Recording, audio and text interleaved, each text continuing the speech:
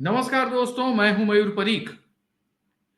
चुनाव आयोग अब पूरे के पूरे देश में इलेक्टोरल रोल को रिवाइज करने जा रहा है।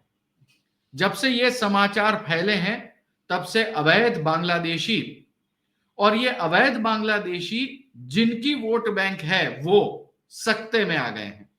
दरअसल ये मामला शुरू हुआ है बिहार से और अब पूरे देश की ओर आगे बढ़ रहा है। विपक्ष ने यानी कि कांग्रेस पार्टी ने और लालू प्रसाद यादव की पार्टी यानी राष्ट्रीय जनता दल ने चुनाव आयोग का पुरजोर विरोध किया। चुनाव आयोग को कुछ ऐसा प्रोजेक्ट किया गया कि वो देशद्रोही है और गलत काम करने जा रही है। मामला सुप्रीम कोर्ट तक गया और सुप्रीम कोर्ट में भी चुनाव आयोग ने ताल ठोक कर कहा कि हम हमारा संवैधानिक काम कर रहे हैं, हमें नहीं रोका जाना चाहिए, और बहुत ही छोटे समय में एक बड़ी कार्रवाई को अंजाम दे दिया। दरअसल पहले हम बिहार से शुरू करेंगे और फिर पूरे देश की ओर ये बात लेकर जाएंगे। बिहार में जो इलेक्टोरल रोल को रिवाइज किया गया, उसका रिजल्ट बहुत ही चौंकाने वाला है। बात ऐसी है कि बिहार में कुल वोटरों की संख्या लगभग 8 करोड़ है और उसमें से 52 लाख जितने वोट अवैध निकले। अगर आप प्रतिशत के हिसाब से गिने जाएं तो ये लगभग 6.5% वोट हैं। यानी कि बिहार में हर छठा वोट गैर कानूनी वोट था। ये वोट बैंक किसकी थी? एक एक आदमी के घर पे 50-50 वोट किसके रजिस्टर्ड थे? ये सब अब जनता की अदालत में है। दरअसल बिहार के क्या नतीजे हैं वो मैं आपको बताऊं। चुनाव आयोग के फैसले के बाद स्थायी रूप से बिहार छोड़ के जाने वाले मतदाताओं की संख्या है 26,01,031, यानी कि 3.29%। 3.5% वोटर बिहार छोड़ चुके हैं, दूसरी जगह पर चले गए हैं, लेकिन वहां पर वोटिंग में उनका नाम है। उनके नाम पे कौन वोट करता होगा हमें नहीं पता। मतदाता जिनका पता ही नहीं, ऐसे हैं 11,484। ये वही लोग हैं जिन पर बांग्लादेशी होने का शक जताया जा रहा है, या बोगस वोटर, या ऐसे वोटर जो एग्जिस्ट नहीं करते लेकिन वोटिंग करते हैं। मृत मतदाता यानी कि वो मतदाता जिनका निधन हो चुका है 18,66,869, 2.36%। कितनी बड़ी संख्या। और जो कई जगहों पर रजिस्टर्ड है, मतलब अपनी कॉन्स्टिट्यूएंसी में, बगल की कॉन्स्टिट्यूएंसी है और और किसी कॉन्स्टिट्यूएंसी में 7,50,742, लगभग 1%। यानी कि कुल मिलाकर बिहार के अंदर 6.5% गड़बड़ झाला था, घोटाला था। और यह घोटाला चुनाव आयोग अपने दम पर विपक्षों के आरोपों को झेलकर सुप्रीम कोर्ट के सामने खड़े रहकर आखिरकार सबके सामने यह बात लेकर आया है कि हम सच्चे हैं और आप गलत। और ये कौन है? ये कांग्रेस पार्टी और राष्ट्रीय जनता दल गलत साबित हुए। बिहार में 6.5% का ये आंकड़ा क्यों अहम है? ये इसलिए अहम है क्योंकि पिछले चुनाव में यानी कि साल 2020 में जो बिहार में चुनाव हुए, उसमें 8 सीटें ऐसी थी जिसमें जीत का अंतर 1,000 से कम था।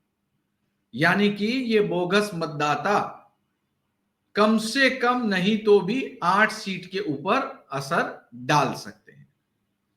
सबसे बड़ी बात यह है कि एनडीए को 37.9% वोट मिले थे और महागठबंधन को 37.9% वोट मिले थे, लेकिन एनडीए को 125 सीट मिली जबकि महागठबंधन को 110 मिली। नतीजतन कांटे के वोट परसेंटेज में एनडीए आगे निकल गई। इसके अलावा एक रोचक तथ्य यह है, दोनों को 37.9% वोट मिले। मतलब साफ है कि अगर इस तरह का मामला है, दोनों को इक्वल वोट शेयर है, तो ये वोट जो गायब हो गए उसका असर किसे बैठेगा, आप ये बात समझ लीजिए। दोस्तों, दरअसल बात यह है कि पूरे के पूरे भारत देश के अंदर इस तरह का एक महा घोटाला चल रहा है जो सबको पता है। एक स्पेसिफिक कम्युनिटी के वोटरों को वोटिंग लिस्ट में शामिल किया जाता है और उनके नाम से वोटिंग भी होता है, और यही सब गड़बड़ी की वजह से कई बार लेजिटिमेट कैंडिडेट चुनाव नहीं जीतता, बल्कि फर्जीवाड़ा करने वाले चुनाव जीतते हैं। और इसे हाई प्रोफाइल शब्दों में रणनीति कहा जाता है। यह रणनीति नहीं, यह ठग नीति है। यह चुनाव को उड़ा ले जाना है, चुनाव की चोरी है।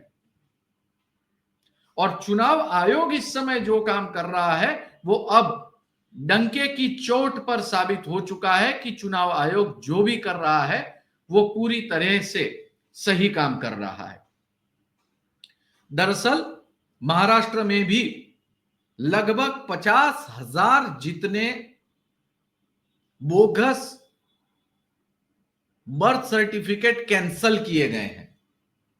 गुजरात में चांदलोड़िया नाम का एक पूरा का पूरा तालाब था जिसके बगल में बसी हुई अवैध झुग्गियां जो कि बांग्लादेशियों से भरी हुई थी, उसे तोड़ दी गई है। असम से ट्रक भर भर के बांग्लादेशी अब वापस जा रहे हैं। भारत से अवैध रूप से जो लोग आकर यहां बसे हुए हैं उन्हें देश से बाहर निकालने का मोदी सरकार का बड़ा प्लान इस समय काम कर रहा है। ऐसे में चुनाव आयोग ने जो प्रक्रिया शुरू की है यह मील का पत्थर साबित होने जा रही है। अगर बिहार जैसे राज्य में 6.5% जितने बोगस वोटर हैं तो पूरे देश में न जाने कितने बोगस वोटर होंगे। और माना यह जा रहा है, कहा यह जा रहा है कि अधिकांश वोटर ये एक स्पेसिफिक संप्रदाय के वोटर हैं, एक स्पेसिफिक धर्म के वोटर हैं, और ये किसको वोट करते हैं ये भी सबको पता है। तो क्या सुप्रीम कोर्ट को सुमोटो एक्शन लेकर इस पर कोई बड़ी जांच नहीं बैठानी चाहिए कि पूरे देश में एक सुनियोजित ऐसा कौन सा षड्यंत्र चल रहा है जिससे लोकतंत्र को खतरा है? चुनाव आयोग ने जो भी फैसला किया है उस पर विपक्ष चाहे कितना भी हंगामा मचाए, लेकिन चुनाव आयोग ने अपना संवैधानिक काम किया है और यह काम समय रहते किया है। अब देखना यह है कि समय रहते हुए जो काम किया गया है उसका नतीजा चुनाव परिणामों पर क्या होता है। हो सकता है कि विपक्ष को इसका खामियाजा भुगतना पड़े, लेकिन इस समय पक्के तौर पर कुछ कह नहीं सकते। दोस्तों, आपका इस चुनाव आयोग के फैसले पर क्या मानना है वीडियो के नीचे कमेंट बॉक्स में जरूर लिखें। वीडियो पसंद आया हो तो लाइक करें, दोस्तों के साथ शेयर करें। वीडियो अंत तक देखने के लिए बहुत बहुत धन्यवाद।